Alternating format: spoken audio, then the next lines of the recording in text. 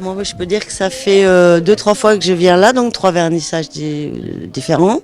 Qu'à chaque fois, c'est totalement différent, que ça diversifié, que toujours aussi étonnant et que l'ambiance est très agréable. Voilà, c'est tout. Sur l'expo actuelle, vous avez une sensation? Alors celle-ci, on vient d'arriver, on trouve ça amusant et non, j'aime beaucoup. Et vous?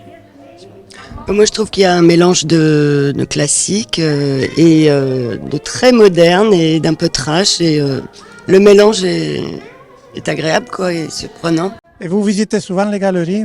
Moi, je vais plutôt au musée à Paris. Oui.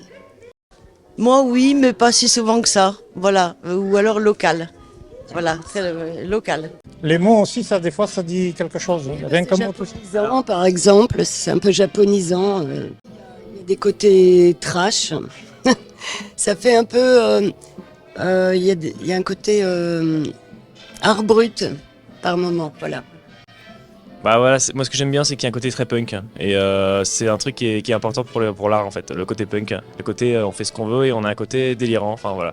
Mais j'ai par exemple cette gamine avec une tête de chèvre et des tatouages, enfin moi je trouve ça marrant et c'est décalé, c'est très punk, enfin voilà, je le dis.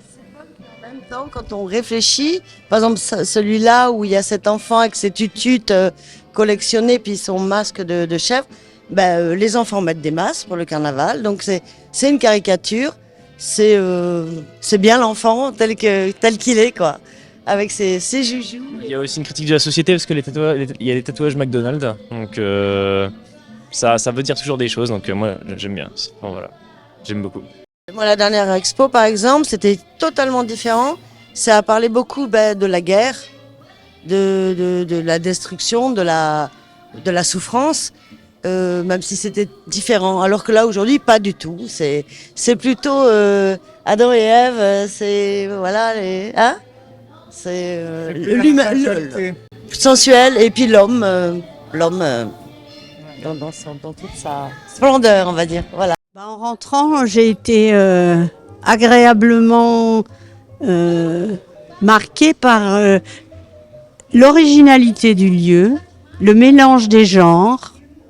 Et c'est vrai que l'œil est attiré par beaucoup de choses différentes, mais c'est très joli. Moi, j'aime beaucoup surtout ce mélange. Voilà. C'est chaleureux, la musique en plus, bravo.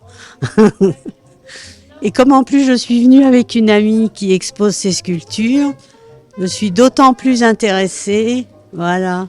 C'est ça qui nous a menés jusqu'ici. Très beau lieu, vraiment.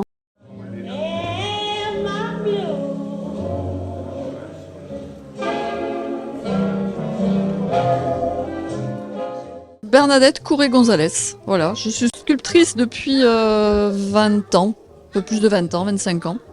Voilà, je travaille l'argile, beaucoup d'après modèles vivants. J'ai beaucoup étudié l'anatomie, puisque je me suis occupée pendant 12 ans d'une académie de nu, de dessin. Et après, je suis passée à l'argile, parce que travailler en 3D, c'est toujours très intéressant. Voilà, donc... Et vous avez un fil conducteur? C'est beaucoup le corps humain. Beaucoup. Après, je ne fais pas que du corps humain. C'est vrai que là, j'ai voulu une certaine unité, mais je ne fais pas que ça quand même.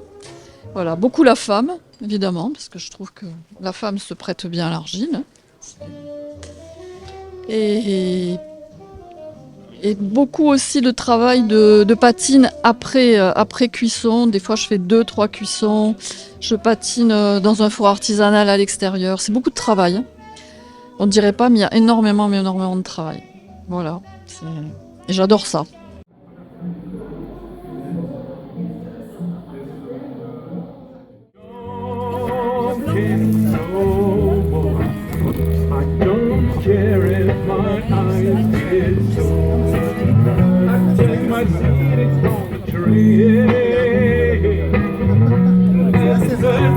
Mais il est parti.